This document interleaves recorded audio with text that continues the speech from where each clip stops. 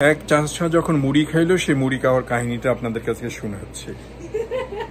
এক রাজা তার এক ছিল রাজা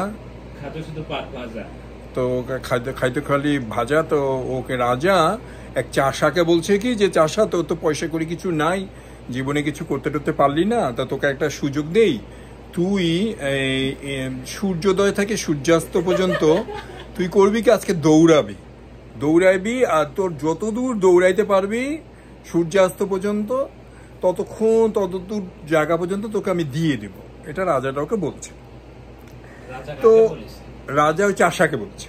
তো চাষা তো খুব খুশি যে ওরে বাবা এত বড় একটা চান্স পাইছি, তো ঠিক আছে আজকে ধুমাধুম এমন দৌড় দিব, দৌড়ের চোটে আজকে এই সন্ধ্যা পর্যন্ত সূর্যোদয় থেকে সূর্যাস্ত পর্যন্ত অনেক কিছু আজকে জয় করে ফেলবো, একদম ফাটাফাটি করে ফেলবো।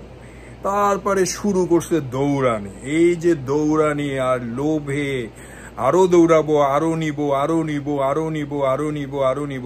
করতে করতে দৌড়াইতে অনেক দূর চলে গেছে।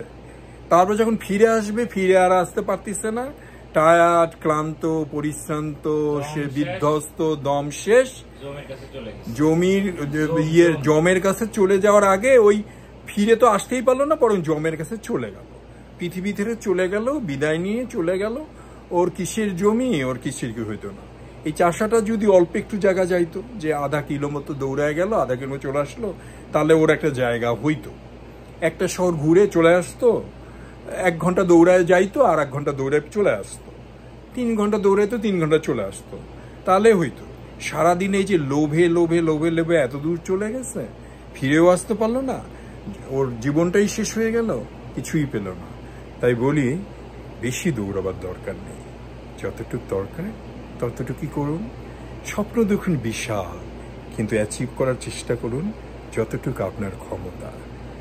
অল্পতে সন্তুষ্ট থাকুন, ভালো থাকুন, সুস্থ থাকুন। খাজা মর্তুজ খান ক্যালিফোর্নিয়া।